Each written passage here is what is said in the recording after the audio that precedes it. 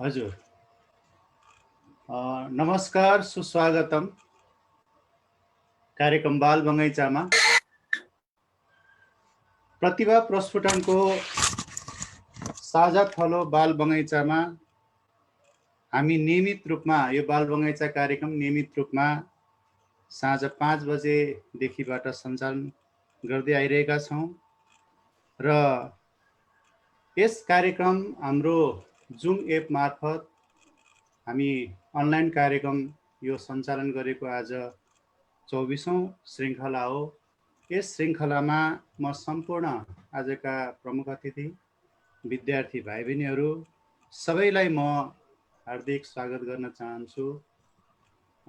विद्यार्थी भाइ बहिनीहरूको प्रतिभालाई उजागर गर्ने, भाइ बहिनीहरूको प्रतिभालाई स्थान दिने यो एउटा साझा थलोको रूपमा हामीले यसलाई विकास गर्दै आइरहेका छौँ। प्रतिभाका कुरा गरौँ, पढाइका कुरा गरौँ, खेल र स्वास्थ्य, खानपान, आहार विहार, योग, ध्यान, प्राणायामका कुरा गरौँ, संस्कार र संस्कृतिका कुरा गरौँ भन्ने यसको मूल ध्येय रहेको छ। आज हामी बीच अत्यन्तै प्रतिभाशाली व्यक्तित्व उपस्थित हुनुहुन्छ र उहाँ नेपाली साहित्य क्षेत्रमा कविको रूपमा चिनिनुहुन्छ र अत्यन्तै मृदुभाषी, अत्यन्तै शालीन, भद्र स्वभावका आदरणीय व्यक्तित्वलाई आज हामीले पाएका छौँ। उहाँलाई मैले जति प्रशंसा गरे पनि कमै हुन्छ र उहाँलाई मैले अत्यन्तै नजिकबाट चिन्ने अवसर पनि पाएको छु। हामी श्री जनप्रिय माध्यमिक विद्यालयमा सहकार्य गर्दै अगाडि बढिरहेका छौँ। मैले संक्षेपमा उहाँको परिचयतर्फ भाइ बहिनीहरूलाई केही सुनाएर अनि कार्यक्रमको शुभारम्भ गर्नेछु। सुभाष खनाल हामी बीच हुनुहुन्छ। सुभाष खनाल कविको रूपमा उहाँलाई हामी चिन्छौँ। बकैया गाउँपालिका वडा नम्बर 5 मकवानपुरमा जन्मनुभएका सुभाष खनालको जन्म 2043 सालमा भएको हो। उहाँ कविता लेखन 2057 सालदेखि कविता लेखनबाट उहाँ क्रियाशील हुनुहुन्छ। करिब 1.5 दशक यता हेटौडामै बसेर साहित्यमा साधनारत हुनुहुन्छ।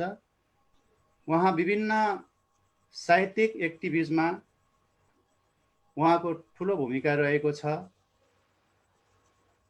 उहाँले विचारको उल्टो नदी 2071 मा कविता सङ्ग्रह प्रकाशित गर्नुभएको हो। यसै गरी उहाँले भौतिक शास्त्रमा एमएससी र बिएड सम्मको अध्ययन पुरा गर्नुभएको छ। कोलगेट उत्कृष्ट छात्र पुरस्कार 2058, सेहजङ स्मृति कथा पुरस्कार 2059, एसएलसी को जिल्ला तृतीय भएपछि उहाँलाई कर्मचारी मिलन समाजले 2059 सालमा सम्मान गरेको छ। खबरपत्र सम्मान 2062, सङ्काय प्रथम गरेर मकवानपुर बहुमुखी क्याम्पसबाट 2062, 63 र 64 सालमा उहाँलाई सम्मान गरेको छ। यसै गरी झरना रजत सम्मान 2075, आकुरा राष्ट्रिय कविता प्रतियोगितामा नेपालगञ्जमा भएको थियो। नेपालगञ्जमा भएको कविता प्रतियोगिता 2064 सालमा भएको कविता प्रतियोगिता उहाँ तृतीय हुनुभएको छ। महिला हिंसा विषयक जिल्ला स्तरीय कविता प्रतियोगिता 2063 मा उहाँ प्रथम हुनुभयो।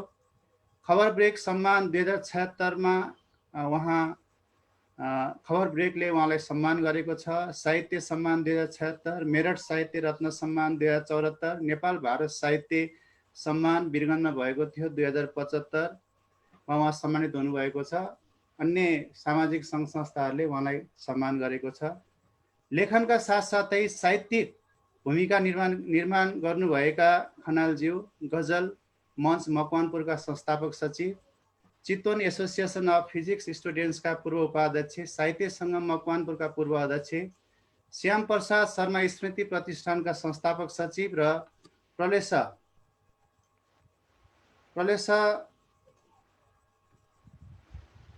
मकवानपुरसँग पनि उहाँ सम्बन्धित हुनुहुन्छ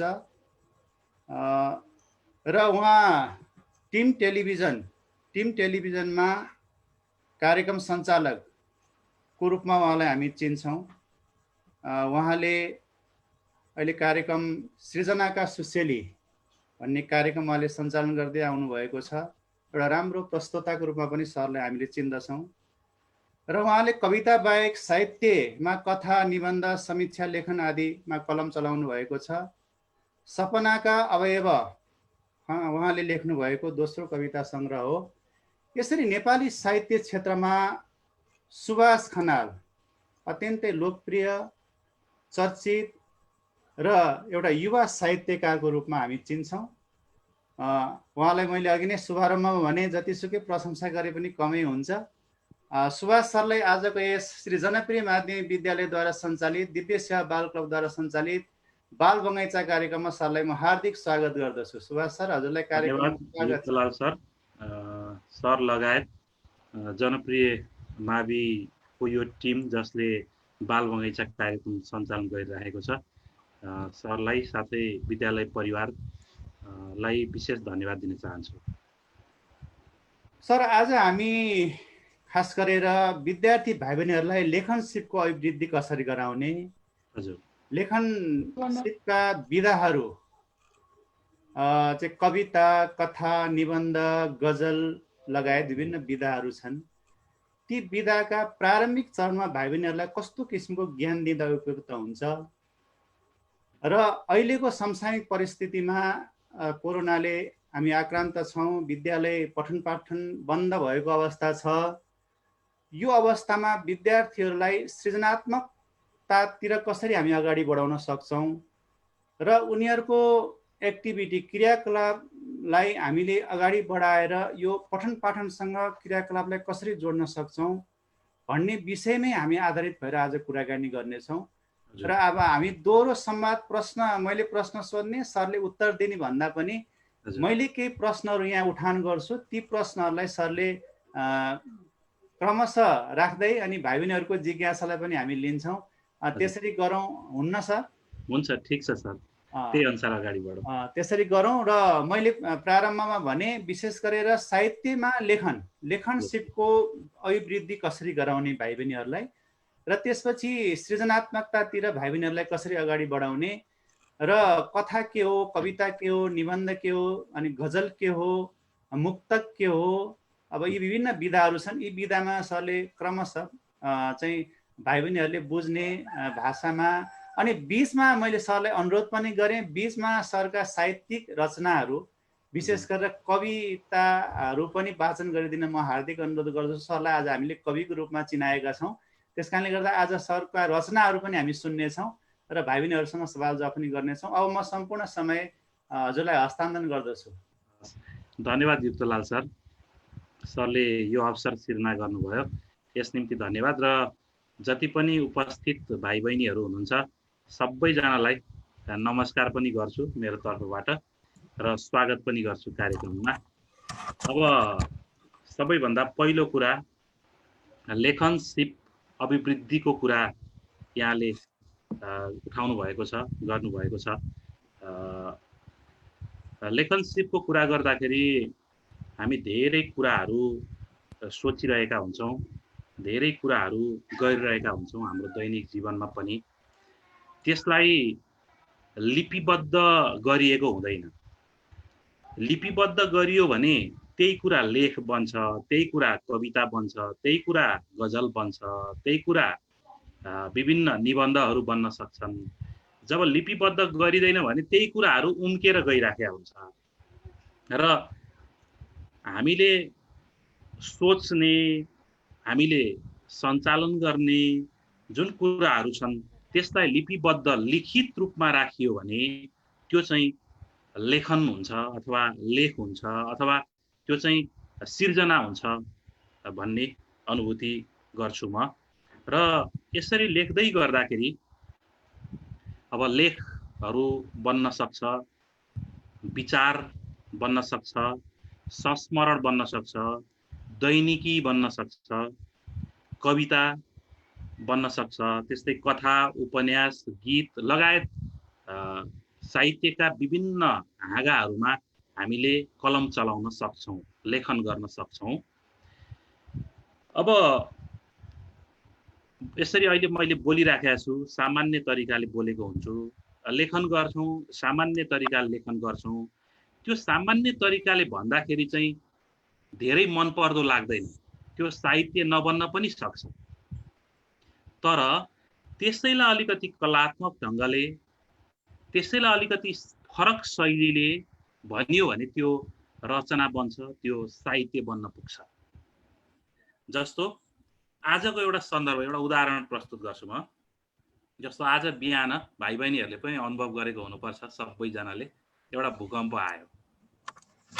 मैले बिहान फेसबुक हेर्दै थिएँ, धेरैजनाले भुइँचालो आयो, हल्लाएर गयो, बिहानै बिहानै हामीलाई चाहिँ यसरी भाले बासे जस्तो भयो भनेर लेख्नुभयो।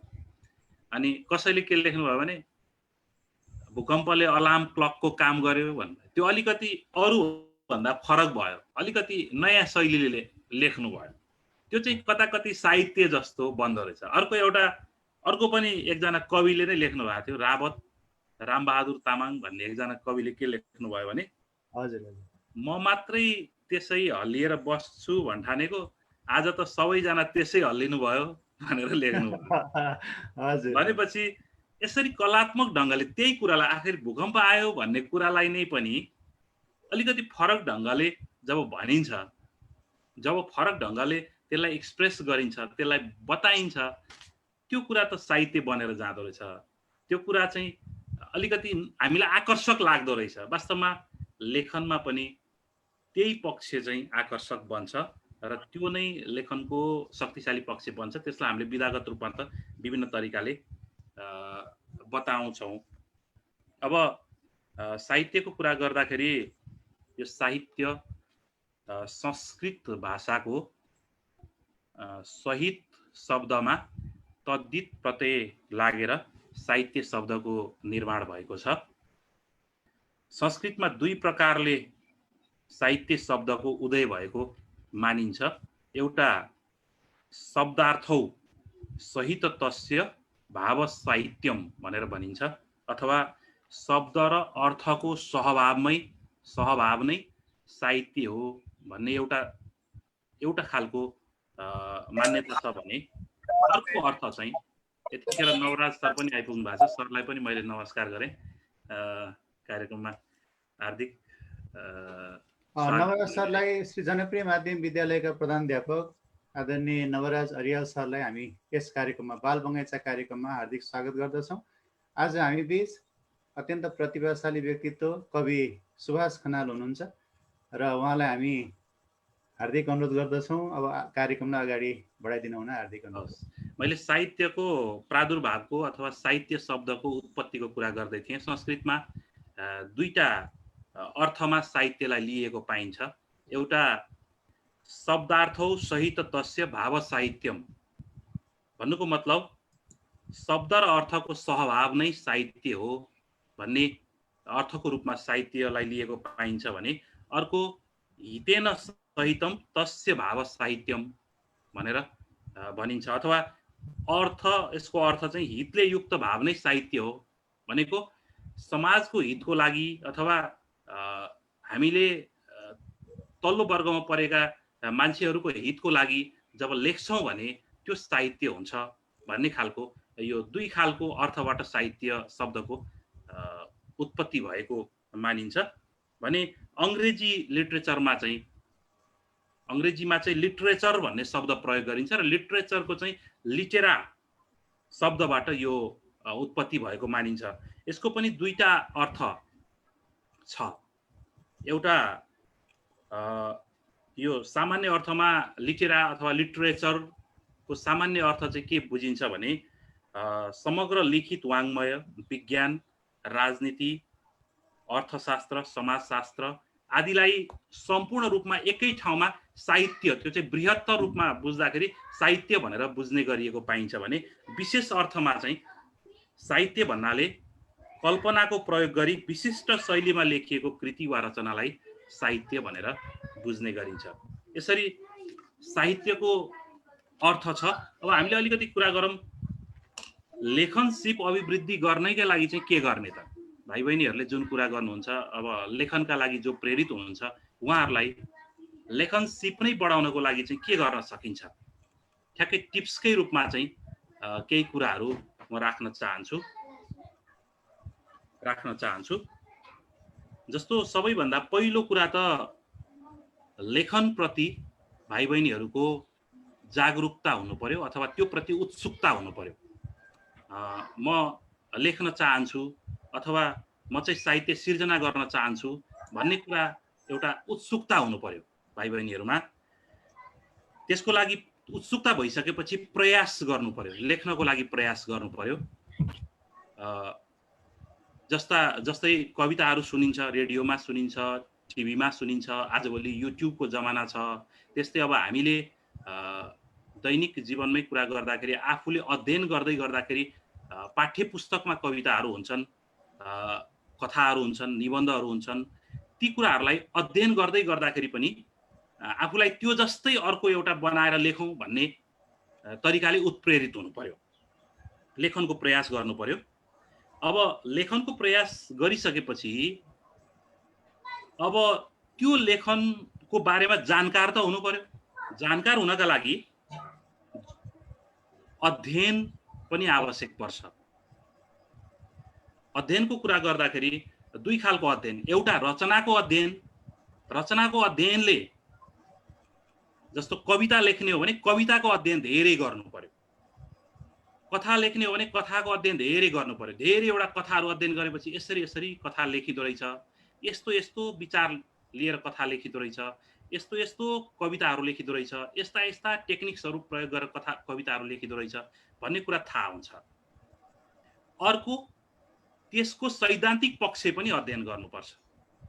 जस्तो कविता लेख्ने हो भने कवितामा के तत्त्वहरू हुन्छन्, त्यसका शीर्षकका कुरा होलान्, त्यसका भावका कथ्यका कुराहरू होलान्, त्यसमा लय विधानका कुराहरू होलान्, हैन, त्यसका बिम्ब अलङ्कार प्रतीकका कुराहरू होलान्। ती विषयवस्तुहरूलाई पनि अध्ययन गर्नुपर्छ, सैद्धान्तिक रूपमा पनि अध्ययन गर्नुपर्छ।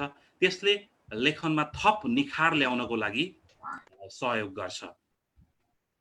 त्यसपछि अर्को कुरा प्रशिक्षण सेमिनारहरू पनि चलिरहेका हुन्छन्। अहिले पछिल्लो समय मकवानपुरमै पनि एकजना साहित्यकार हुनुहुन्छ, झरना साहित्यिक परिवारका अध्यक्ष दीपक गौतम, उहाँले पनि अनलाइन साहित्य प्रशिक्षण भनेर विभिन्न प्रशिक्षणका कार्यक्रमहरू चलाइराख्नु भएको छ। हो त्यस्तो प्रशिक्षण सेमिनारहरूमा सहभागी भएर पनि आफ्नो लेखनलाई अभिवृद्धि गर्न सकिन्छ। त्यस्तै साहित्यिक रचना सुनाउने कार्यक्रमहरू हुन सक्छन्, गोष्ठीहरू हुन सक्छन्। त्यस्ता गोष्ठीहरूमा गएर आफ्ना रचनाहरू प्रस्तुत गरेर अरूका रचनाहरू सुनेर पनि साहित्यिक लेखनीमा चाहिँ आफूलाई अगाडि बढाउन सकिन्छ। यसो हुँदै गर्दाखेरि लेखन, अब जब आफू लेख्न थालिन्छ, लेखन गर्दै गर्दाखेरि पनि अरूले जस्तै लेखियो भने त फेरि आफ्नो अर्थ हुँदैन। एकचोटि शङ्कर लामिछाने नेपालका सुप्रसिद्ध निबन्धकार हुनुहुन्छ, उहाँ लक्ष्मीप्रसाद देवकोटाकोमा जानुभएछ। लक्ष्मीप्रसाद देवकोटा नेपाली वाङ्मयिक क्षेत्रका एकजना विशद प्रतिभा हुनुहुन्छ, कवि, निबन्धकार, ठुला लेखक हुनुहुन्छ। उहाँ कहाँ जानुभएछ र अब मैले कस्तो रचना लेख्ने भनेर सोध्नु भएछ। अनि लक्ष्मीप्रसाद देवकोटाले शङ्कर लामिछानेलाई के भन्नुभयो भने, repetition on the same line has no meaning, अथवा एउटै खालको रचनामा मैले जस्तै रचना तपाईले पनि गर्नुहुन्छ भने त्यसको कुनै अर्थ छैन, हैन। पुनरावृत्ति, साहित्यमा पुनरावृत्ति, मैले जस्तो लेख्छु तपाईले पनि त्यस्तै लेख्नु भयो भने कुनै अर्थ छैन भनेर उहाँले भन्नुभएको रहेछ। भनेपछि लेखनमा के पनि हुँदो रहेछ भने अरू भन्दा आफू फरक ढङ्गले प्रस्तुत हुने, आफ्नो शैली निर्माण गर्ने कुरामा पनि लेखनमा लागिरहेपछि त्यो खालको प्रयत्न पनि आवश्यक छ लेखन सिप अभिवृद्धिको कुरा गर्दाखेरि। त्यस्तै लेखन सिप बारे कुरा गर्दाखेरि मूल दुईटा कुरामा ध्यान दिनुपर्छ। एउटा कन्टेन्ट भन्छ, कथन अथवा कथ्य, के कुरा कस्तो विचार राख्ने, हामीले के विषयवस्तु प्रस्तुत गर्ने, सबभन्दा पहिला के भन्ने कुरा के हो। म के कुरा यो मानव कविता लेख्दैछु, कथा लेख्दैछु, निबन्ध लेख्दैछु भने मैले भन्ने कुरा के हो, पहिलो चाहिँ त्यसमा ध्यान पुर्याउनु पर्छ। अनि त्यो भइसकेपछि दोस्रो पाटो भने कसरी भन्ने, कस्तो शैली प्रयोग गरेर भन्ने। यो दुई कुरा नै लेखन हो। खास भन्ने भने एकदमै लेखन भनेको के भने के भन्ने, मलाई लागेको कुरा के भन्ने। जस्तो तपाईको मनभित्र धेरै कुराहरू छ, म यो चाहिँ कुरा यो कवितामा लेख्न चाहन्छु। पहिलो कुरा त त्यो प्रारूप निर्माण गर्नु पर्यो नि, के भन्ने कुरा चाहिन्छ। दोस्रो कसरी भन्ने, कुन तरिकाबाट भन्ने, कुन शैली अपनाएर भन्ने। कविता अथवा लेखनमा सोझै भनिदैन, सकेसम्म त्यसलाई बिम्ब अलङ्कार प्रतीक प्रयोग गरेर बङ्ग्याएर भनिन्छ। सोझै भनियो भने आजभोलि गजल मार्फत कति प्रेम प्रणयका कुराहरू गरिन्छ। अब त्यो सोझै भनियो भने त्यो फेरि के हुन्छ भने गलत अर्थ लाग्न सक्छ। कवितामा गजलमा भन्दाखेरि त्यसलाई गलत अर्थको रूपमा लिइँदैन भनेपछि त्यो अलिकति बाङ्गो बाटो, भन्ने कुरा त हो तर बाङ्गो बाटो फलो गर्यो हैन। यसरी लेखनमा दुईटा कुरा हुन्छ, के भन्ने, कसरी भन्ने। यो कुरामा ख्याल गर्नुपर्छ। अब यो कविता गजलका कुराहरू चलिराखेकै छन्। यसबीच म एउटा अब कविता पनि सुनाउँछु, त्यसपछि फेरि हुन्छ सर, एउटा कविता सुनाऊ अब, कुरा गरौँला हैन। हुन्छ। अब कुरा गर्नलाई, सिकाउनलाई, भन्नलाई सजिलो छ, फेरि आफ्नै रचनाहरू लेख्दै गर्नलाई अनि त्यसलाई प्रभावकारी बनाउन उत्तिकै गाह्रो कुरा छ। युक्तलाल सर, हजुर हजुर सर, सुनाउनुहुन्छ। मैले एउटा कविता सुनाए। हुन्छ सर, सुनाऊ। हजुर, यो कविता मेरो कविता संग्रह 2071 सालमा प्रकाशन भएको कविता संग्रहमा रहेको छ। छाला शीर्षकको कविता। छाला। हेर्ने हो भने छाला फुकाएर, हेर्ने हो भने छाला फुकाएर देखिनेछ अहमको टाकुरी भएको मुटु, क्रोधका कणहरू बोक्ने रगत, प्रतिक्षण स्वार्थको श्वास प्रश्वासमा टिकेको फोक्सो, कुटिलताको बिउ लहराइरहेको मस्तिष्क बगैँचा, मरुभूमिमा उभिने क्याक्टसको हाँगा र काँडाहरू जस्तो अस्थि पञ्जर र देखिनेछ विचारको कोष हत्यामा संलग्न कुनै अभ्यस्त अपराधी झैं विद्वेषको ट्युमर। छाला भित्रै बोकेर हिँडेको छ मान्छेले कुनै अँध्यारो सुरुङ झैं एउटा एउटा लालचको पेट, र छालाले नै छोपेको छ साराका सारा जीवनको कालो रङ। उभेर चौकमा मूल्य तोक्नेहरू छन् छालाको, सेतो छाला सबैभन्दा महँगो, कालो छाला सबैभन्दा सस्तो, वा कालो छाला सबैभन्दा महँगो, सेतो छाला सबैभन्दा सस्तो, गहुँ गोरो औसत वा जस्तो पनि। कारण कि छालाको मूल्यले मान्छेको मूल्य बोक्ने युग हो यो।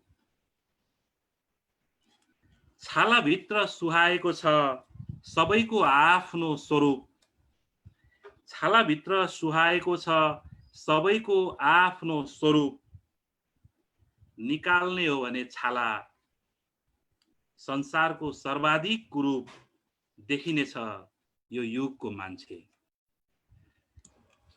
हजुर, अत्यन्त मिठो। हामी धेरै चीजहरू लुकाएर हिँडिराखेका हुन्छौँ। भित्र धेरै कुरूपताहरू हुन्छ तर बाहिर एउटा छाला अनुहार चाहिँ राम्रो बनाएर हिँडिराखेका हुन्छौँ, धेरै चिजहरू लुकाएर हिँडिरहेका हुन्छौँ भन्ने हजुर हजुर सन्दर्भ बाहिरी सुन्दरता चाहिँ अत्यन्त राम्रो हुन्छ तर भित्री चाहिँ अत्यन्त कुरूप हुन्छ। हजुर, त्यही सन्दर्भमा लेखिएको कविता। अब यहाँ विद्यार्थी भाइ बहिनीहरू थुप्रै हुनुहुन्छ। अब साहित्य सिर्जना लेखनको कुरा गर्दाखेरि अलिकति मैले आफ्नो कुरा पनि सेयरिङ गर्न चाहेँ, आफूले लेखन यात्रा सुरु गर्दाको कुरा पनि सेयरिङ गर्न चाहेँ। जस्तो कि म 2057 मैले 2057 सालदेखि कविता लेख्न सुरु गरेको। म त्यतिखेर महेन्द्र मावि छतिवनमा अध्ययन गर्थेँ। त्यहाँ अध्यापन गर्नुहुने गुरुहरू रमेश मोहन अधिकारी, त्यस्तै आज जसरी विद्यार्थी भाइ बहिनीहरूलाई युक्तलाल सर, नवराज सरहरूले यसरी उत्प्रेरणा दिइराख्नु भएको छ, त्यसै गरी हामीलाई पनि रमेश मोहन अधिकारी, जो तपाईँहरूकै मलाई लाग्छ बाल बगैँचामा योभन्दा अघिल्लो यात्रामा आउनु पनि भयो, आइसक्नु हो रमेश सर, आउनु पनि भयो। हजुर, उहाँ, त्यसै गरी उद्धव सापकोटा, जनार्दन खनाल सरहरूले कविता लेख्न उत्प्रेरणा दिनुहुन्थ्यो। त्यहाँ झरना साहित्यिक परिवार भन्ने संस्थाले वार्षिक रूपमा ठुलो कार्यक्रम आयोजना गर्थ्यो, मासिक रूपमा पनि कार्यक्रमहरू आयोजना गर्थ्यो। त्यसमा हामी सुरुमा चाहिँ सुन्न जान्थ्यौँ। अनि यसरी सुन्न जाने सन्दर्भमा एक दिन बुवाले भन्नुभयो, मेरो बुवा गोकर्ण खनाल, बुवाले पनि कविता लेख्नुहुन्थ्यो।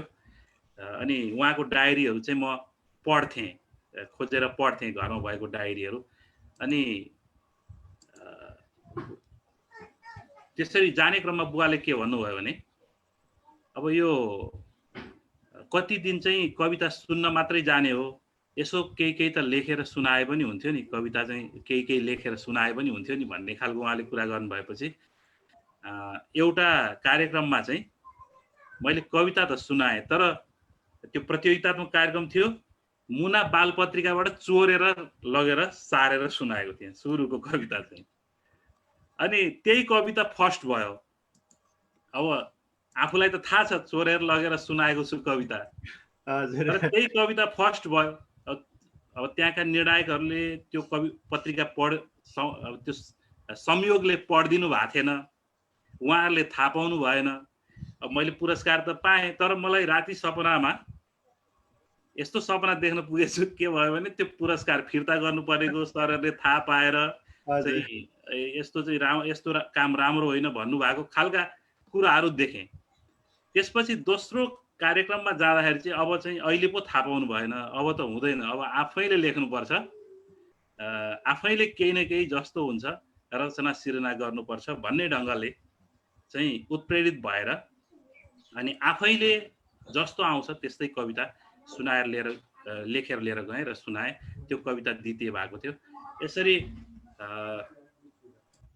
कहिलेकाहीँ अरूका कविताहरूबाट इम्प्रेसन भइन्छ, त्यसरी सुनाउन मन पनि लाग्ला, तर मूल कुरा चाहिँ अरूका कविताहरू पढ्नु चाहिँ पर्छ, तर लेख्न चाहिँ आफ्नै लेखेर सुनाउने बानीको विकास गर्नुपर्छ।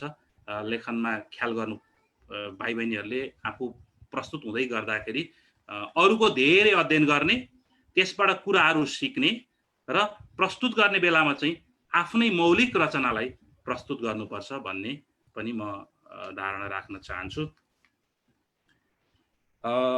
अब साहित्यको फेरि अलिकति कुरा थप गरौँ। साहित्यमा चारवटा विधाहरू हुन्छन् मूल रूपमा। एउटा कविता, दोस्रो नाटक, तेस्रो निबन्ध, चौथो आख्यान भनिन्छ। आख्यान भनेको चाहिँ कथा र उपन्यास। चारवटा विधाहरू हुन्छन् मुख्य रूपमा। कविता विधा, कविता विधामा गीत, गजल, मुक्तक लगायतका कुराहरू सबै कविता विधामा आउँछन्। त्यसपछि दोस्रो हुन्छ नाटक विधा, तेस्रो हुन्छ निबन्ध, त्यसपछि चौथो हुन्छ आख्यान। आख्यानमा चाहिँ कथा र उपन्यास पर्दछ। यो प्रारम्भिक रूपमा जानकारी राख्नुपर्छ। अब कविता लेखनको सन्दर्भको कुरा गर्दै हुनुहुन्थ्यो सरले। कविता लेखन मूल रूपमा दुई तरिकाले गरिन्छ, एउटा पद्यमा, अर्को गद्यमा। पद्य भनेको छन्द हो, छन्दमा कविता लेखन गरिन्छ। अर्को गद्य भनेको चाहिँ अघि मैले सुनाएको जस्तो त्यसमा आन्तरिक लय चाहिँ हुन्छ, कविताभित्रै अन्तर्लय चाहिँ हुन्छ, तर त्यसरी कुनै नियमबद्ध तरिकाले लेखिँदैन। छन्दको चाहिँ आफ्नै नियम हुन्छ। जस्तो तपाईहरु म्याथमेटिक्समा a+b को होल स्क्वायर भनेर पढ्नुहुन्छ, त्यस्तै पद्य कविताहरूमा छन्द कविताहरूमा सूत्र हुन्छ। जस्तो शार्दूल विक्रीडित छन्द भयो भने त्यहाँ 19 वटा अक्षरहरू हुनुपर्छ, त्यसमा लघु गुरुका कुराहरू हुन्छन्। हामी त्यो पद्य कविताको सन्दर्भमा जाँदैनौँ, किनभने मलाई लाग्छ पुरुषोत्तमजी आइसक्नु भएको छ। पुरुषोत्तमजीले पनि केही कुराहरू तपाईहरुलाई शेयरिङ गर्नुभयो होला र म पनि आफू व्यक्तिगत रूपले पद्य कविता लेखन गर्दिनँ, गद्य कविता लेखन गर्छु। त्यस हिसाबले गद्य कविताको बारेमा थोरै थोरै जानकारी प्रदान गर्छु म। अब गद्य कविताको कुरा गर्दाखेरि गद्य कविता मुक्त तरिकाले लेखिन्छ। यसमा नियम हुँदैन, त्यसरी यस्तै हुनुपर्छ भन्ने कुनै नियम हुँदैन। तर पनि त्यो आकर्षक हुनुपर्छ, त्यसले मन छुने चाहिँ हुनुपर्छ। यसका केही तत्त्वहरू चाहिँ हुन्छन्। ती तत्त्वहरू के हुन् भन्दाखेरि सबभन्दा पहिलो यसको शीर्षक लेखिन्छ। त्यो शीर्षक के हुनुपर्छ भने पूर्ण कविताको मूल थीम त्यो शीर्षकले बोल्नुपर्छ। मूल त्यो पुरै कविताको मूल विषय शीर्षक पढ्दाखेरि त्यो मूल विषय त्यो शीर्षकले दिने खालको शीर्षक हुनुपर्छ। अब प्राय कतिपय अवस्थामा के गरिन्छ भने धेरै सुरुतिर लेख्ने सिक्ने बेलामा चाहिँ के हुन्छ भने शीर्षक एउटा निर्धारण गरेपछि अनि त्यसको विषयवस्तुमा कविता लेख्ने गरिन्छ। अब मैले पनि पहिला त्यस्तै गर्थेँ, तर पछि हुँदै गएपछि कविता लेखिसकेपछि पछि शीर्षक लेख्ने पनि हुन सक्छ। तर सामान्यतया त्यो शीर्षक एउटा धारण गरिसकेपछि त्यो शीर्षकको आधारमा कविता लेख्ने अवस्था बन्छ सुरुमा लेख्न सुरुवात गर्ने बेलातिर। पहिलो पाठ शीर्षक भयो। दोस्रो कुरा भनेको भाव र विचारको कुरा रहन्छ। अब अघि मैले भने थिएँ के भन्ने कुरा चाहिँ त्यो बीचमा राख्नुपर्छ। लेख्ने कुरामा चाहिँ हामीले मनमा एउटा मैले यो कुरा भन्न चाहन्छु भनेपछि त्यो कुरालाई सिलसिलाबद्ध तरिकाले कवितामा व्यक्त गरिन्छ। त्यो चाहिँ भाव अथवा विचार, कन्टेन्ट, त्यसलाई हामीले कन्टेन्ट भनेर भन्ने गर्छौँ। शीर्षकको कुरा भयो, त्यसपछि भाव विचार अथवा कथन भनौँ, त्यसलाई कन्टेन्ट भनिन्छ बीचको भागमा। अनि त्यो कन्टेन्ट प्रस्तुत गर्दाखेरि लय विधानको कुरा आउँछ, लयको कुरा आउँछ। लय जस्तो एउटा भूपी शेरचनको कविताको टुक्रा सुनाउँछु म। साँघुरो गल्लीमा मेरो चोक छ, त्यहाँ के छैन सब थोक छ। ढुङ्गाले बनाएका मान्छेहरू छन् र मान्छेले बनाएका देवताले बनाएका मान्छेहरू छन् र मान्छेले बनाएका देवताहरू छन्, हैन? मान्छे देवताहरूसँग खुसी छैनन्, देवता मान्छेहरूसँग खुसी छैनन् भन्नाले यसरी पढ्दै जाँदाखेरि पनि साँघुरो गल्लीमा मेरो चोक छ, त्यहाँ के छैन सब थोक छ। चोक आयो, थोक आयो, यो भनेको आन्तरिक लय विधान हो। त्यहाँ कवितामा भनौँ न छन्द त छैन, तर छन्द नभए पनि चोक छ, सब थोक छ, शोक छ, असंख्य रोग छ, भोग छ, शोक छ, यो खालको यसरी लय विधान आन्तरिक रूपमा सिर्जना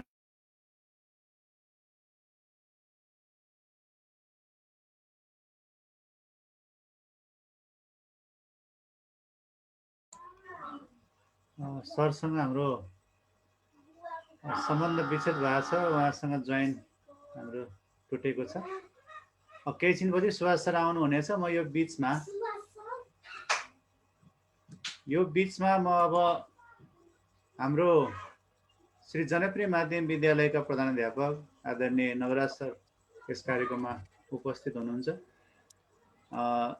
सुभाष सर आएपछि अझ सान्दर्भिक हुन्छ। म सरलाई हार्दिक स्वागत गर्दछु। अघि नै पनि मैले स्वागत गरिसकेँ। यसै गरी भाइ बहिनीहरू हामी बीच आज भाइ बहिनीहरू हुनुहुन्छ। हामी बीच भाइ बहिनीहरू जोडिनु भएको छ, नियमित रूपमा जोडिनु भएको छ भाइ बहिनीहरू। उहाँहरूलाई हामी स्वागत गर्दछौँ। आज हामी बीच युनिसा वाग्ले, हाम्रो मेदनाथ सापकोटा, अनि स्वीकृति पौडेल, सुप्रिया दाहाल, उदिता राई, प्रेक्षा तिमल सिन्हा, सौगात सापकोटा, प्रसुना तिमल सिन्हा, सपना लामा, सुजिना बलामी र दिया सापकोटा, सामना नेपाल, सुजिता बन्जारा भाइ बहिनीहरू उपस्थित हुनुहुन्छ। म उहाँहरूलाई पनि धेरै धेरै धन्यवाद दिन चाहन्छु। नियमित रूपमा कार्यक्रममा सहभागी भइरहनु भएको छ र सुभाष सरले हामीलाई कविता लेखन कसरी गर्ने, पद्य कविता र गद्य कविताका धेरै कुराहरू सरले हामीलाई सुनाउनु भयो। पद्य भनेको चाहिँ छन्दमा आधारित भएर लेखिने कविता, त्यसका आफ्नै नियम हुन्छन्, विधान हुन्छन्। अब त्यसपछि गद्य कविता चाहिँ सरले भन्नुभयो आन्तरिक लय विधान चाहिँ हामीले मिलाउन सक्छौँ, तर त्यसको नियम र परिधि यो नै हुन्छ भन्ने हुँदैन। अब यी कुराहरू आज हामीले धेरै महत्त्वपूर्ण कुराहरू सिकेका छौँ। भाइ बहिनीहरूलाई मैले के अनुरोध गर्न चाहन्छु भने हामीले यो कार्यक्रम लाइभ पनि भइरहेको छ। भाइ बहिनीहरूले यदि घरमा गएर पनि यो कार्यक्रम सुनेर ती कुराहरूलाई चाहिँ भाइ बहिनीहरूले नोट गरेर पनि आफ्नो कविता यात्रालाई प्रारम्भ गर्न सक्छौ, शुभारम्भ गर्न सक्छौ। त्यसो भयो भने तिमीहरूलाई कविता लेख्ने तरिका, कविता लेख्ने विधिको बारेमा जानकारी हुन्छ र तिमीहरूको सृजनात्मकता बढ्छ। म यो अनुरोध गर्न चाहन्छु भाइ बहिनीहरूलाई। त्यस कारणले गर्दा हामी हाम्रो कार्यक्रमलाई बृहत्तर बनाउन चाहिरहेका छौँ। हाम्रो कार्यक्रम सबै भाइ बहिनीहरूले सुनुन् र यो साहित्यिक क्षेत्रका कुराहरू, सङ्गीत क्षेत्रका कुराहरू र विभिन्न योग ध्यान प्राणायामका कुराहरू, खेलका कुराहरू र हाम्रो पठन पाठन सम्बन्धी कुराहरू र विद्यालयका गतिविधिहरू सर्वत्र एउटा चाहिँ प्रचार प्रसार होस् र सबै भाइ बहिनीहरूले यो विषयमा चाहिँ एउटा ज्ञान हासिल गर्न सकुन् भन्ने पनि हाम्रो उद्देश्य रहेको छ। त्यस कारणले गर्दा यो कार्यक्रममा हामी सहभागी भइरहेका छौँ। सुभाष सरको प्राविधिक कारणले गर्दा हामी बीच उहाँ उपस्थित हुन केही समयपछि उपस्थित हुनुहुनेछ। म यो बीचमा श्री जनप्रिय माध्यमिक विद्यालयका प्रधानाध्यापक आदरणीय नवराज अरियाल सरलाई केही शब्दहरू राखिदिनु हुन हार्दिक अनुरोध गर्दछु। नवराज सर, हजुरलाई स्वागत छ कार्यक्रममा। हजुर, धन्यवाद सर। दिव्य सेवा बाल क्लबको प्रस्तुति बाल बगैँचा को आज हामी नयाँ भागमा छौँ। अब यो भागमा विशेष गरी सुभाष सरलाई म स्वागत गर्न चाहन्छु। अलि ढिलै भए पनि म स्कुलबाट घर जाँदैछु र बिच बाटोमै यहाँ जोडिराखेको छु, किनभने सुभाष सर आउने भन्ने सकेपछि यसलाई सकेसम्म मिस नगरौँ भन्ने मेरो विचार रह्यो र बिचमा म यहाँ जोडिएँ र सँगै मैले चाहिँ चिया पनि खाइरहेको थिएँ। सायद सरले पनि देख्नुभयो, भाइ बहिनीहरूले पनि देखे होला।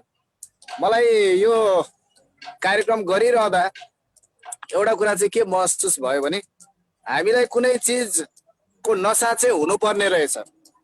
जस्तै भाइ बहिनीहरूलाई पनि पढाइको नसा भयो अथवा यस्तै साहित्य सिर्जना गर्ने नसा भयो अथवा चढ्यो भने भाइ बहिनीहरूले चाहिँ कुनै नसा कुनै व्यक्तिलाई लागिसकेको छ भने त्यो नसा उसले हतपत्त छोड्न सक्दैन, त्यो नसालाई उसले अप्नाइरहन्छ। त्यस्तै यो साहित्यको नसा चाहिँ भाइ बहिनीहरूलाई जाग्यो भने भाइ बहिनीहरू निश्चय नै यसमा चाहिँ डुब्नेछन् र भाइ बहिनीहरूले सिर्जनामा चाहिँ तल्लीन भएर लाग्नेछन्। जसरी म यहाँ चाहिँ चियामा चाहिँ नसामा डुबिरहेको थिएँ। यो यस्तै गरी यो साहित्य पनि एउटा नसा हो मलाई जहाँसम्म लाग्छ। त्यसमा भाइ बहिनीहरू डुब्नुपर्छ। त्यहाँ डुबिसकेपछि मात्रै त्यहाँबाट चाहिँ सृजनात्मक कुराहरू अगाडि बढ्छन् र भाइ बहिनीहरूले चाहिँ नयाँ नयाँ सिर्जना पस्किन सक्नुहुनेछ। त्यसकारण यो साहित्यिक कार्यक्रममा, यस्तो कार्यक्रममा डुब्नको लागि म भाइ बहिनीलाई विशेष यहाँबाट चाहिँ अनुरोध गर्न चाहन्छु। जुन कार्य यो दिव्य सेवा बाल क्लबले गरेको छ र यसको सबै तारतम्य युक्तलाल सरले मिलाउनु भएको छ। विशेष गरी युक्तलाल सरलाई फेरि पनि म यहाँ धन्यवाद दिन चाहन्छु र भाइ बहिनीहरू जो जो जोडिराखेको छ, खुसी लागेको छ। म त अझ भाइ बहिनीहरूलाई के भन्छु भने आफ्नो सङ्ख्या अझ अगाडि बढाऊ, साथीहरूलाई अझ जम्मा गर र सँगसँगै यो अभियानमा चाहिँ सरिक हौ, तिमी पनि हौ र अरूलाई पनि सहभागी गराऊ। त्यो गरे भने मात्रै यो कार्यक्रमको चाहिँ अझ शोभा बढ्नेछ भन्न चाहन्छु। र सुभाष सर वास्तवमा मकवानपुरको एउटा विशिष्ट साहित्यकारको रूपमा परिचित हुनुहुन्छ र उहाँ हाम्रै विद्यालयको टिचर पनि हुनुहुन्छ। उहाँ सिटिभिटी तर्फ चाहिँ फिजिक्स विषय पढाउनुहुन्छ। साइन्स विषय पढ्ने विद्यार्थी भनौँ साहित्यकार कमै मात्रामा चाहिँ हुन्छन् भन्ने छ, तर सरले चाहिँ आफ्नो विषय फरक र साहित्य फरक विधा भए पनि त्यसलाई सँगसँगै लिएर अगाडि बढिरहनु भएको छ र वास्तवमा यो एउटा महत्त्वपूर्ण कार्य हो, काम हो। हामीले पनि उहाँबाट धेरै कुराहरू सिक्न सक्छौँ र जनप्रियमा चाहिँ अध्ययन गर्ने विद्यार्थी भाइ बहिनीहरूको चाहिँ प्रमोटको लागि उहाँले निकै सक्रियतापूर्वक हामीलाई सपोर्ट गरिरहनु भएको छ। त्यसको लागि उहाँलाई विशेष धन्यवाद पनि दिन चाहन्छु। निश्चय नै सुभाष सरले साहित्य कसरी सिर्जना गर्ने, कविता कसरी लेख्ने, अब कविता लेख्दाखेरि के कुरामा चाहिँ विचार पुर्याउनु पर्छ, गद्य कविता भनेको के हो, पद्य कविता भनेको के हो, कसरी लेखिन्छ, कसरी तारतम्य मिलाउनु पर्छ र विचारहरू कसरी राख्नुपर्छ भन्ने कुरा यहाँ स्पष्टसँग राख्नु भएको छ। भाइ बहिनीहरूले यसलाई सुनेर मनन गर्नु पर्यो र साँच्चीकै यो कुरालाई चाहिँ व्यवहारमा उतार्ने प्रयास पनि गर्नु पर्यो र केही न केही बिहान बेलुका 1-2 लाइन लेख्ने अभ्यास अहिले चाहिँ सुरुवातमा गर्नु पर्यो। जबसम्म यो सरले भनेका कुराहरूलाई मनन गरेर अलिकता चाहिँ समय निकालेर यसो घोत्लिएर केही लेख्ने प्रयास गरिन्न, तबसम्म यो सुनेर मात्रै यसको औचित्य चाहिँ पुष्टि हुँदैन। त्यसकारण मलाई विश्वास छ भाइ बहिनीहरूले यो कुरालाई सुन्दै महसुस गर्दै अहिलेको फ्री समय छ, त्यो फ्री समयमा कल्पनाको सागरमा डुब्दै, प्रकृति पनि अहिले वरिपरिको प्रकृति हेर्ने हो भने एकदम सुरम्य छ, हरियाली छ, अब पानी पर्छ, कहिले कहिले झरी छ। यो विषयमा आफूलाई उभ्याउँदै केही नयाँ सिर्जना पस्किने, केही नयाँ लेख्ने प्रयास चाहिँ गर्नुपर्छ। मलाई विश्वास छ भाइ बहिनीहरूले त्यसलाई चाहिँ गर्नेछन् र युक्तलाल सरले यो कार्यक्रम चलाइरहँदाखेरि यसको लोकप्रियता एकदम बढेको मैले देखेको छु।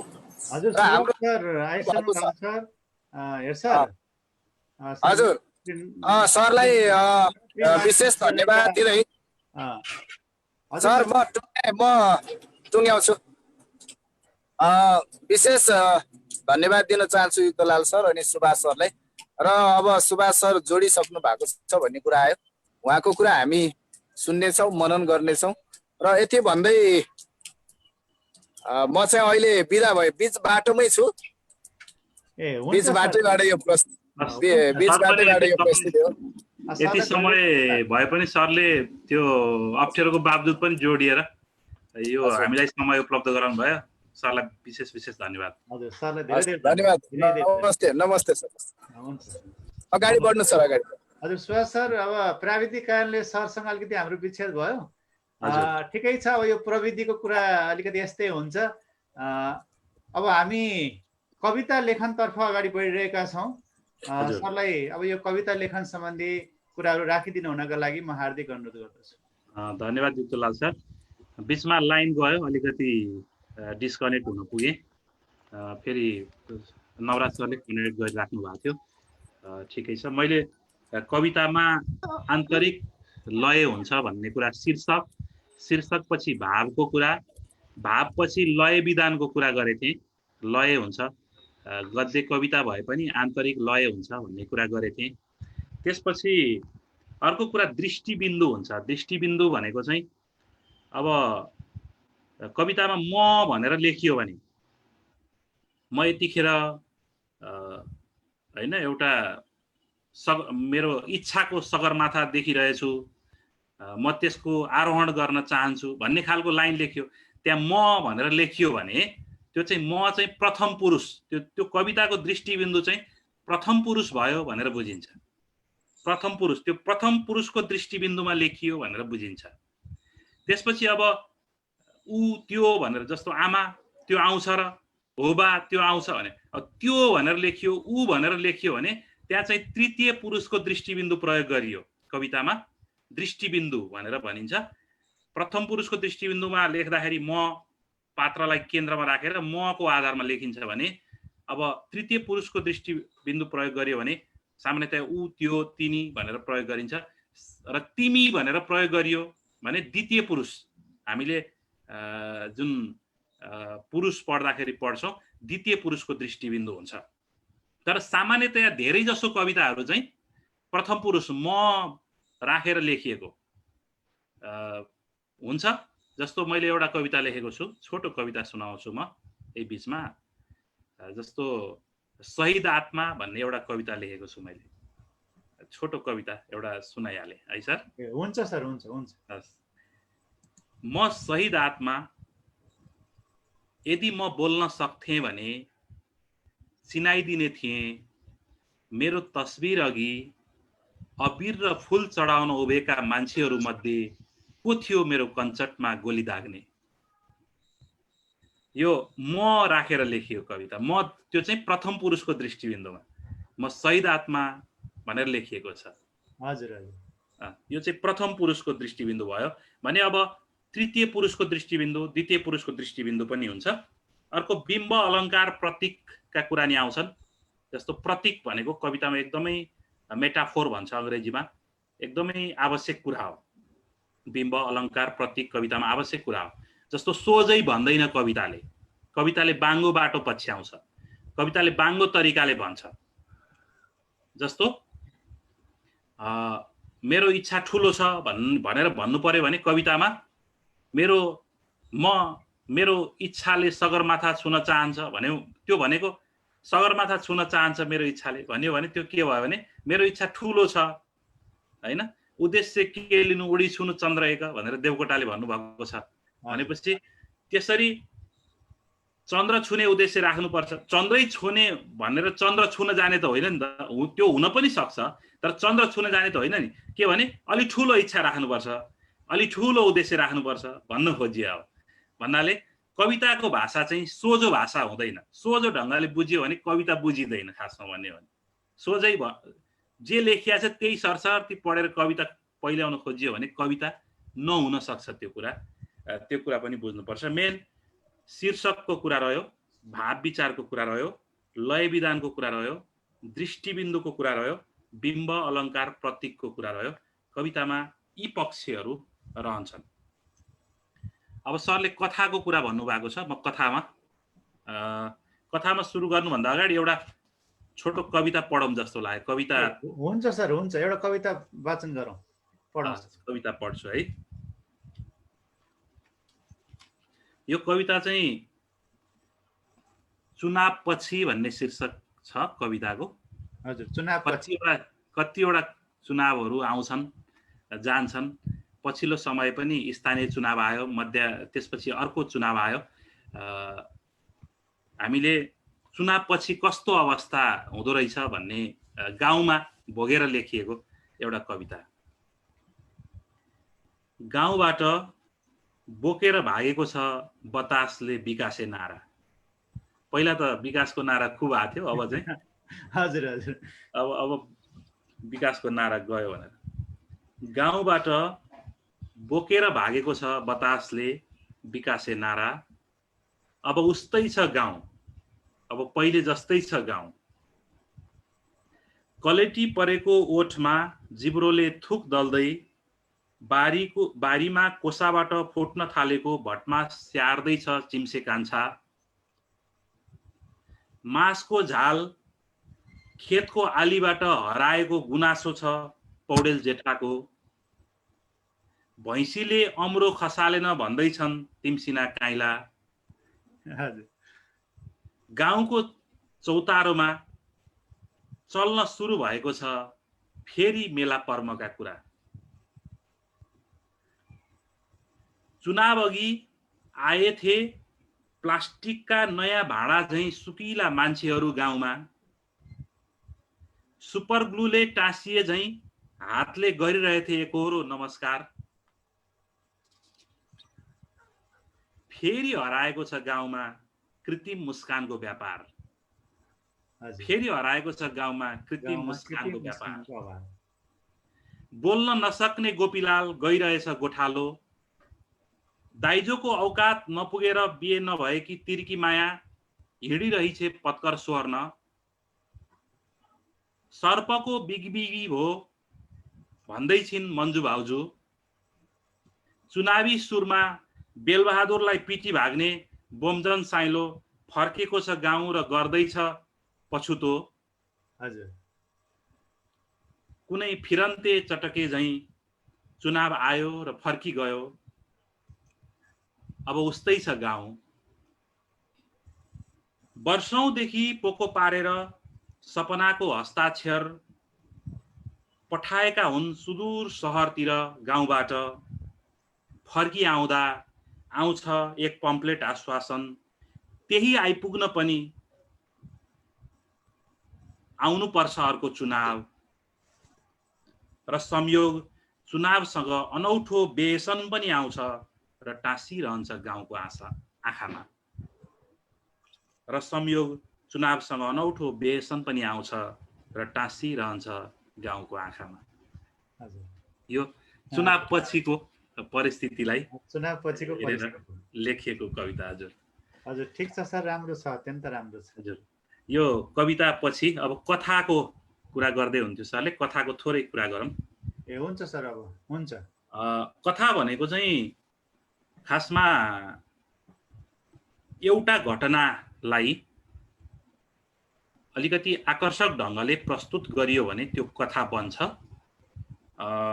कुनै घटना छ, त्यो घटनालाई विशेष गरी पास्टसँग रिलेटेड गरेर बितेको पक्षसँग सम्बन्धित गरेर कथा लेख्ने गरिन्छ। कथामा पनि शीर्षकीकरण सबैभन्दा पहिला विषयवस्तुको खोजी हुन्छ। कुन विषयको कथा लेख्ने भनेर त्यो विषयवस्तुको खोजी हुन्छ। त्यसपछि विषयवस्तु अनुसारको चरित्र निर्माण गरिन्छ। त्यो कथा लेख्नको लागि त्यो कथाको लागि कस्तो पात्र आवश्यक पर्छ, अथवा मानौँ न एउटा दुःखको कथा लेख्नु छ भने त्यहाँ दुःख पाएकै पात्र चाहिन्छ। सुखको कथा लेख्नु छ भने त्यहाँ सुख पाएकै पात्र चाहिन्छ। उसँग ठुलो घर हुनुपर्छ, त्यहाँ 2-4 गाडी हुनुपर्छ, अथवा ऊ शहरमा बसेको हुनुपर्छ खालको त्यो घटनाक्रम निर्माण गर्नुपर्छ कथा लेख्दाखेरि। जस्तो खालको परिवेश, जस्तो खालको कथा लेख्दै हुनुहुन्छ त्यो खालको परिवेश निर्माण गर्नुपर्छ। विषयवस्तु सुहाउँदो चरित्र निर्माण गर्नुपर्छ। त्यसपछि कथाको लम्बाइ बारे पनि ख्याल गर्नुपर्छ। कति लामोसम्म कथा लेख्ने, त्यसलाई मैले कति फैलाउने, यो कथाको टुङ्ग्याइ यसरी हुन्छ भने यतिसम्मको यति लम्बाइको यो कथा हुन सक्छ भन्ने पनि ख्याल गर्नुपर्छ कथा लेख्ने क्रममा। त्यसपछि कथा वाचन पनि कविता जस्तै, जस्तो लेखकको दृष्टिबिन्दुमा पनि लेख्न सकिन्छ। यस्तो भएको थियो, यस्तो भएको थियो भनेर त्यो लेखकले नै डिस्क्राइब गरिदिन्छ। लेखकको दृष्टिबिन्दुमा पनि कथा हुन सक्छ, अथवा म पात्रको दृष्टिबिन्दुमा पनि कथा हुन सक्छ, म भनेर लेखिने कथा। अर्को कथा कुन समयको हो, जस्तो मानौँ न दशैंको बेलाको कथा हो भने त्यहाँनिर अब वातावरण चित्रण गर्दाखेरि, त्यो कथा लेखनको वातावरण चित्रण गर्दाखेरि दशैंको मौसमको बारेमा त्यहाँ कथामा चित्रण गर्नुपर्ने हुन्छ। यी सबै कुराहरूलाई मिला अनि पात्रहरू कस्ता छन् त्यो अनुसार कथामा के गर्नुपर्छ भने संवादहरू निर्माण गर्नुपर्छ। मानौ गाउँका पात्रहरू छन् अनि हामीले बक्सियोस्, खाइ बक्सियोस्, लाई बक्सियोस् खालका संवादहरू निर्माण गरियो भने त्यो कथा हुँदैन। त्यहाँ कथाको त्यो राम्रो कथा बन्न सक्दैन। गाउँको पात्रहरू छन् भने गाउँकै खालको चाहिँ के बन्नुपर्छ भन्दाखेरि तपाईको संवादहरू हुनुपर्छ। गाउँमा कस्तो खालको बोलीहरू बोलिन्छ, कस्ता खालका शब्दहरू प्रयोग गरिन्छ टिपिकली, त्यो खालको संवादहरू निर्माण गर्नुपर्छ। अनि अलि पढे लेखेका व्यक्तिहरूको कथा छ भने पढे लेखेको खालकै अलिकति बौद्धिक स्तरको संवादहरू तयार गर्नुपर्छ। त्यो संवाद निर्माण गर्दाखेरि पनि कथामा विशेष रूपमा ख्याल गर्नुपर्छ। र कथा भनेको मैले भनिहालेँ कुनै एउटा निश्चित घटनाको आकर्षक लेखन नै कथा हो। जस्तो उपन्यास र कथामा के फरक छ भनेर भन्दाखेरि झ्यालबाट हेरियो र एउटा दृश्य निर्माण भयो, त्यो दृश्यलाई लेखियो भने सानो एउटा विषयवस्तु हेरेर लेख्यो भने त्यो चाहिँ कथा बन्छ। अनि बाहिरै निस्केर, ढोकाबाट बाहिरै निस्केर सारा संसार हेरेर ठुलो विषयवस्तुमा लेख्यो भने त्यो चाहिँ उपन्यास बन्छ भनेर भन्ने गरिन्छ। हजुर, त्यसरी कथा र उपन्यासको अलिकति विभेदीकरण गरिन्छ। अनि यो कथा उपन्यास साहित्य किन लेख्ने भन्ने विषयमा चाहिँ एकजना रोबर्ट ग्रेव्स भन्ने व्यक्तित्वले के भन्नुभएको रहेछ भने कवितामा पैसा छैन, पैसामा पनि कविता छैन भन्नुभएको छ। हजुर, भन्नाले कविता लेखेर किन कविता किन लेख्ने भन्दा कविता लेख्दा पैसा आउँछ र भनेर सोध्ने पनि हुन्छन् मान्छे। कविता लेखेर पैसो त्यसरी कमाइ नहोला, तर कविताले जे चिज दिन्छ नि त्यो चाहिँ पैसाले फेरि दिँदैन भन्ने उहाँको विचार। भनेपछि साहित्य लेखनबाट प्राप्त हुने चिज भनेको आनन्द हो, त्यो पैसाले किन्न सक्दैन भन्ने नै बुझिन्छ। अब निबन्धको यसपछि कथापछि अलिकति निबन्धको कुरा गरौँ। सरले निबन्धको पनि कुरा गर्नुभएको छ। निबन्ध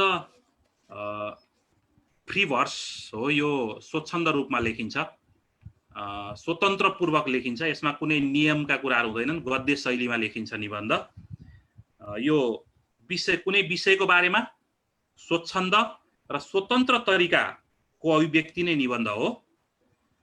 यसमा हार्दिक भनेको मनको पक्ष, अर्को बौद्धिक भनेको दिमागको पक्ष, दुवैलाई चाहिँ कन्ट्रोल गरेर संयोजित गरेर निबन्ध लेख्ने गरिन्छ। निबन्ध दुई किसिमको हुन्छ, एउटा निजात्मक अथवा भावपरक, अर्को हुन्छ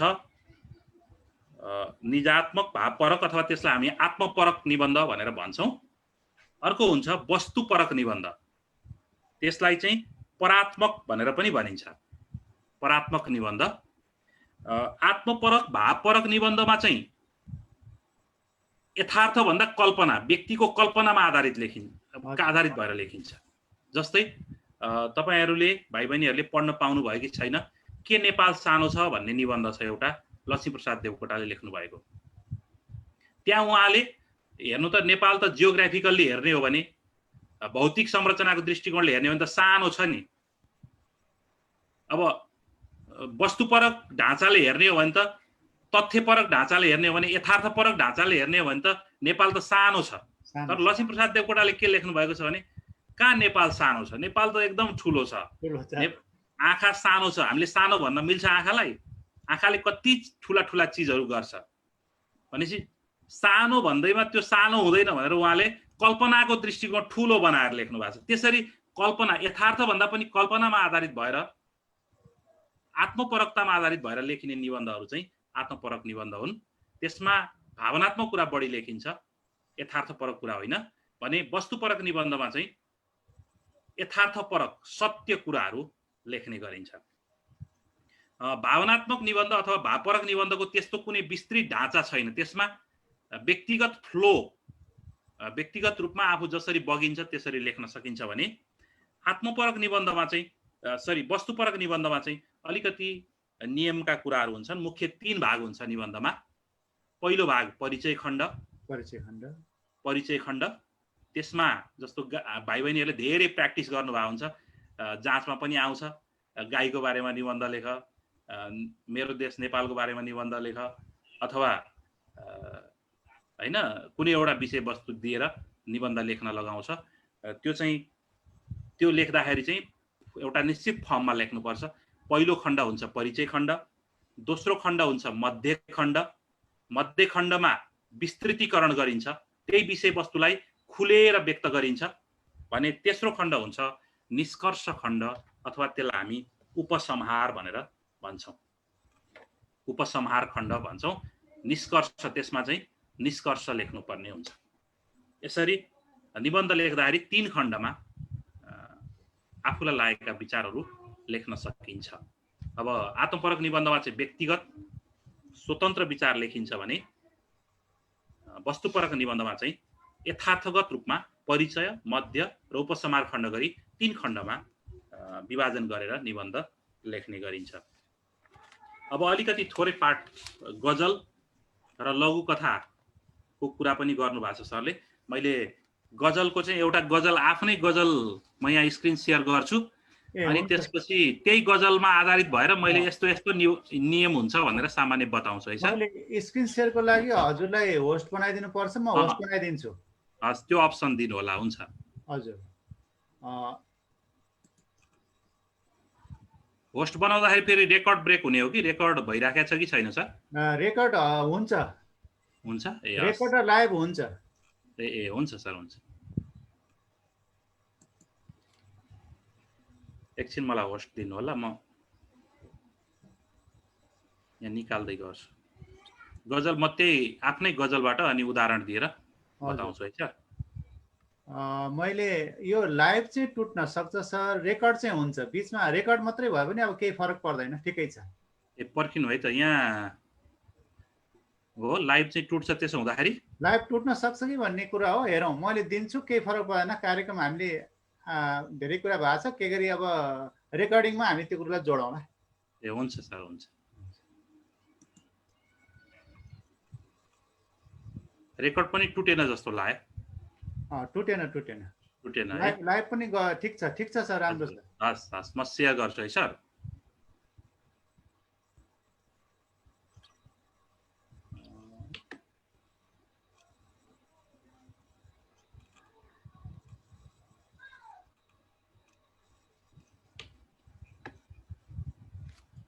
म यहाँ निकाल्दैछु। ए हुन्छ सर।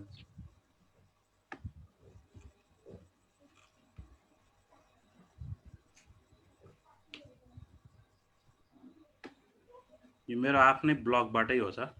ए हुन्छ सर, हुन्छ, ठिक छ।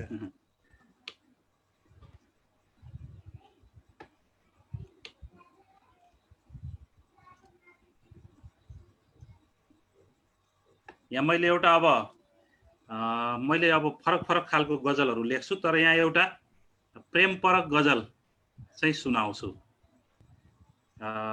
गाएरै सुनाम होला जस्तो लाग्यो। हुन्छ सर, गाएरै सुनौ है। स्वर चाहिँ त्यति राम्रो छैन। यो देखिएको छ सर? देखिएको छ, प्रष्ट देखिएको छ। ए ल, म यो सुनाउँछु पनि र यसमा भएको सामान्य गजलको नियम पनि म यसबाटै बताउँछु है सर। हुन्छ। हस्। यो गजल मैले 2000 कति सालमा लेखेको, यहाँ तल डेट छ कि छैन रहेछ, यो 65 सालतिर हुनुपर्छ जस्तो लाग्छ। गजल यस्तो छ। सारा भुलेर मेरो छेउ आयो,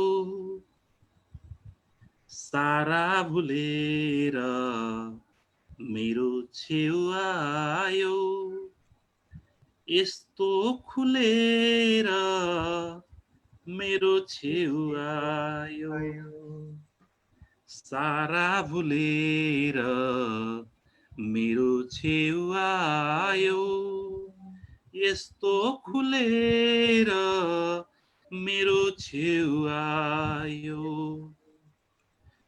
शून्य शून्य यो बगर जिन्दगीमा, शून्य शून्य यो बगर जिन्दगीमा, रमाई डुलेर मेरो छेउ आयो, सारा भुलेर मेरो छेउ आयो, यस्तो खुलेर मेरो छेउ आयो, छाया राम्रो लाग्छ तिमी मात्र होइन, गाढा घुलेर मेरो छेउ आयो। मैले वाचनै गरेँ। म भागी हिँडेथे दुखाएर स्वप्न, सँगै झुलेर मेरो छेउ आयो, सारा भुलेर मेरो छेउ आयो, यस्तो खुलेर मेरो छेउ आयो, तिमी फूल जस्ती फूल तिमी जस्तै, तिमी फूल जस्ती फूल तिमी जस्तै, क्या क्या फुलेर मेरो छेउ आयो, सारा भुलेर मेरो छेउ आयो, यस्तो खुलेर मेरो छेउ आयो। यहाँ यो जुन माथिल्लो पंक्ति छ, सारा भुलेर मेरो छेउ आयो, यसलाई गजलमा एउटा टेक्निकल टर्म छ, मिसरा एउला भन्छ। यो माथि यो दुवैलाई चाहिँ मिसरा भन्छ। अनि यो मिसराको पनि यो दुई लाइन हुन्छ गजलमा, प्रत्येक शेर भन्छ। यो 1 शेर 2 शेर 3 शेर 4 शेर 5 शेरको गजल छ, 5 वटा शेरहरू छन्। अनि यो दुई लाइनको एक जुन बन्छ पंक्ति, त्यो पंक्तिलाई शेर भन्ने चलन हुन्छ गजलमा। अनि त्यो शेरमा दुईटा मिसराहरू हुन्छन्, मिसरा भन्छ। त्यो माथिल्लोलाई मिसरा एउला भनेको सारा भुलेर मेरो छेउ आयो भनेको मिसरा एउला भन्ने त्यो शब्द प्रयोग गरिन्छ। अनि तल्लो यस्तो खुलेर मेरो छेउ आयो भनेर जुन प्रयोग, त्यो मिसरा एसानी भनेर त्यसलाई नाम दिइन्छ। त्यो पंक्ति पंक्तिको नाम हो। माथिल्लो मिश्रा एउला, तल्लो मिश्रा एसानी। जस्तो यहाँ शून्य शून्य यो बगर जिन्दगीमा भनेको यो माथिल्लो लाइन मिश्रा एउला, यो दोस्रो शेरको, अनि रमाई डुलेर मेरो छेउ आयो भनेको यो दोस्रो लाइन चाहिँ मिश्रा एसानी हो। यो दुईटा मिश्राहरू मिलेर एउटा शेर बन्छ। अनि यो गजलमा अन्तिम जुन शेर हुन्छ, तिमी फुल जस्ती फुल तिमी जस्तै, क्या क्या फुलेर मेरो छेउ आयो, यो चाहिँ मेरो छेउ आयो, यसलाई मक्ता भन्छ। फारसी भाषामा मक्ताको अर्थ टुङ्ग्याउने हुन्छ, यो चाहिँ मक्ता भन्छ यसलाई, मक्ता। अन्तिम शेरलाई मक्ता भनेर भन्ने गरिन्छ। अनि यो विशेष गरी गजल भनेको उर्दू फारसीबाट चाहिँ बिस्तारै भारतीय पाकिस्तान भारत हुँदै नेपाल छिरेको विधा हो।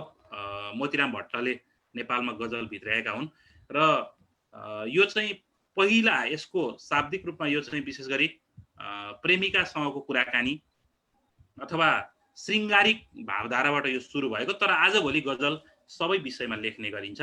अनि यसमा जुन लेख्ने शैलीको कुरा गर्दाखेरि गजलमा अब छन्द कविता जस्तै शब्द संख्या मिलाउने, त्यसका नियमहरू मिलाउने अर्को पाटो भयो। त्यो चाहिँ अलि त्यो झन भित्र गएपछि हुने कुरा भयो। पहिलो कुरा चाहिँ काफिया र रदिफ चाहिँ मिल्नै पर्छ। काफिया रदिफ भनिन्छ। जस्तो यो भुलेर, खुलेर, डुलेर, भुलेर भन्ने चाहिँ काफिया हो। यो अन्त्यानुप्रास युक्त जुन शब्दहरू हुन्छन् त्यसलाई हामी काफिया भन्छौँ। काफिया पछि रदिफ आउँछ। रदिफ चाहिँ दोहोरिने शब्द अथवा शब्द भनौँ न शब्दको समूहलाई हामी रदिफ भन्छौँ। अनि त्यो अन्त्यानुप्रास युक्त जुन शब्द हुन्छ त्यसलाई हामी काफिया भन्छौँ। पहिला काफिया हुन्छ अनि रदिफ हुन्छ। हामी कार भनेर सम्झ्यौँ भने सजिलो हुन्छ। भुलेर, खुलेर, डुलेर, घुलेर, झुलेर, फुलेर भनेको चाहिँ काफिया भयो। अनि त्यसका पछाडि आउने मेरो छेउ आयो, मेरो छेउ आयो, यो दोहोरिने मेरो छेउ आयो, मेरो छेउ आयो भनेर दोहोरिने चाहिँ रदिफ भयो। रदिफ दोहोरिन्छ, काफिया दोहोरिँदैन। रदिफ जहिले पनि काफियाको पछाडि आउँछ। कार भनेर सम्झिँदा हुन्छ। कार, काफिया, त्यसपछि रदिफ। अनि रदिफ दोहोरिन्छ, काफिया दोहोरिँदैन। अनि गजलहरूमा के हुन सक्छ भने काफिया मात्रै भएको, रदिफ नभएको गजल पनि हुन सक्छ। काफियामा गएर टुङ्गिने। तर काफिया नै भएन भने चाहिँ गजल हुँदैन। रदिफ मात्रै भएर गजल हुँदैन। काफिया चाहिँ हुनै पर्छ। त्यो अन्त्यानुप्रास युक्त पदहरू चाहिँ हुनै पर्छ। त्यस्तो नियम हुन्छ। र यसको सामान्य संरचना चाहिँ पहिलो दोस्रोमा यो काफिया मिलाइन्छ। तेस्रोमा काफिया मिलाउनु पर्दैन। तेस्रोमा यो भनौँ न अनुप्रास मिलाउनु पर्दैन। चौथोमा गएर फेरि अनुप्रास मिलाउनु पर्छ। पाँचौँमा पर्दैन। छैठौँमा गएर फेरि अनुप्रास मिलाउनु पर्छ। यसरी गजल लेख्ने चलन हुन्छ। यो चाहिँ सामान्य नियम मैले बताएँ गजलको बारेमा।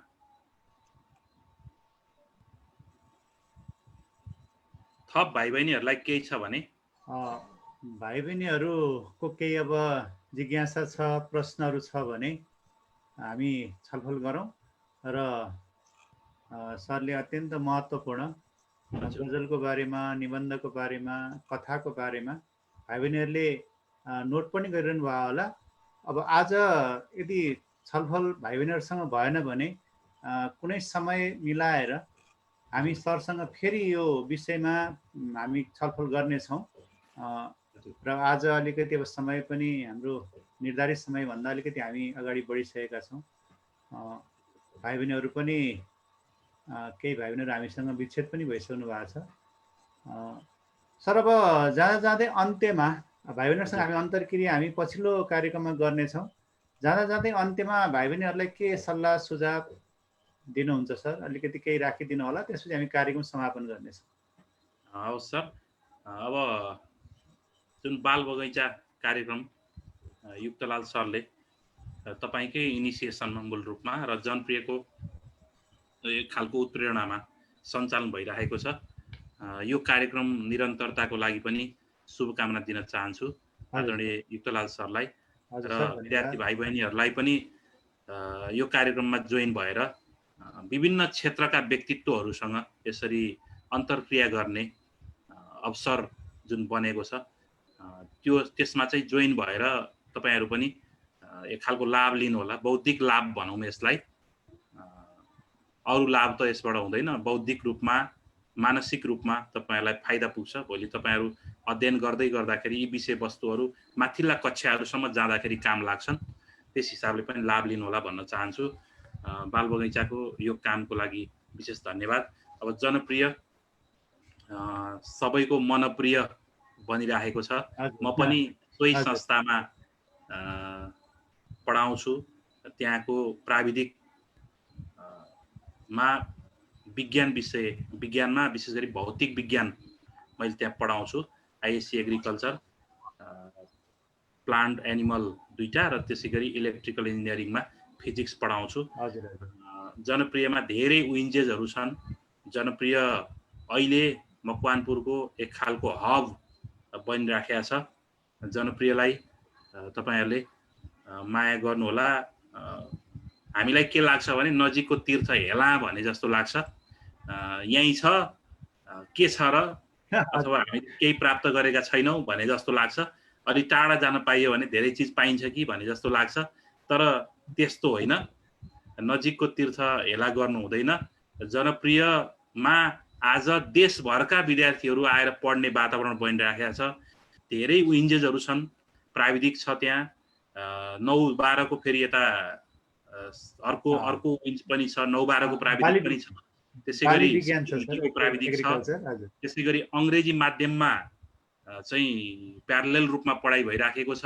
नेपाली मिडियममा पढ्ने विद्यार्थी भाइ बहिनीहरूलाई पनि प्रशिक्षित र इनर्गेटिक शिक्षक साथीहरू हुनुहुन्छ। अब योगमा युक्तलाल सर आफै त्यहाँ योग गराइराख्नु भएको छ विद्यार्थी भाइ बहिनीहरूलाई समेटेर। आजको समयमा योगको महत्त्व पनि उत्तिकै बढ्दै गइराखेको छ। यसरी सृजनात्मक गतिविधिहरू, अर्को वेबिनार चलिराखेको छ। सृजनात्मक गतिविधिहरू गराइराख्नु भएको छ। कैलाश सर त्यतिकै सक्रिय हुनुहुन्छ, नवराज सर त्यतिकै सक्रिय हुन्छ, विदुर सरहरू हुनुहुन्छ लगायत। जनप्रियले जुन खालको काम गरिरहेको छ पछिल्लो समय, यो चाहिँ मकवानपुरमा एउटा उदाहरणीय कामहरू भइराखेको छ। जनप्रिय बिस्तारै मकवानपुरको मात्रै होइन देशकै हब बनिरहेको छ। त्यस हिसाबले हाम्रो काम भनेको जनप्रिय यस्तो छ भन्नु मात्रै होइन कि जनप्रियलाई संरक्षण गर्ने, जनप्रियलाई जोगाउने, आजको रेपुटेसनलाई कायम राखेर जनप्रियलाई थप क्रियाशील बनाउनु। अब क्वालिटीको दृष्टिकोणले पनि जनप्रिय देशमै उच्च छ भनेर चिनाउनु पछिल्लो आवश्यकता बनेको छ। यस निम्ति हामी सबै अग्रसर हुनुपर्छ। सबैले सकेको ठाउँबाट जहाँबाट सकिन्छ जस्तो खालको योगदान गर्न सकिन्छ गर्नुपर्छ भन्ने विद्यार्थी भाइ बहिनीहरू साथै सर लगायत हामी सम्पूर्णले त्यो इफोर्ट गर्नुपर्छ भन्ने धारणा राख्छु सर। हजुर, सरलाई धेरै धेरै धन्यवाद। वास्तवमा जनप्रियमा सबै कुरा छ र जनप्रियको यो अभियानमा हामी सबैले साथ दिउँ र जनप्रियलाई वास्तवमै मनप्रिय बनाउने एउटा राष्ट्रकै एउटा गौरवशाली संस्थाको रूपमा विकास गर्ने अभियानमा हामी सबैजना लागौँ भन्ने हामी सबैको चाहना रहेको छ। सुभाष सरले त अझ बढी विद्यालयदेखि लिएर सबै चाहिँ वातावरणदेखि लिएर सबै किसिमको भूमिकामा हुनुहुन्छ। त्यसकारणले गर्दा साहित्यको क्षेत्रमा अग्रणी भूमिका निर्वाह गर्नुहुने आदरणीय स्रष्टा युवा कवि सुभाष खनालले आजको यस बाल बगैँचा कार्यक्रममा आफ्नो महत्त्वपूर्ण समय हामीलाई प्रदान गर्नुभयो। त्यसका निमित्त म धेरै धेरै धन्यवाद दिन चाहन्छु विद्यालयको तर्फबाट, मेरो व्यक्तिगत तर्फबाट। आज सहभागी हुने हाम्रो अभिभावक सहित मेदना सापकोटा आफ्नो चाहिँ साथमा आफ्नो सानो नानी बाबुहरूलाई समेत लिएर कार्यक्रममा सहभागी हुनुहुन्छ।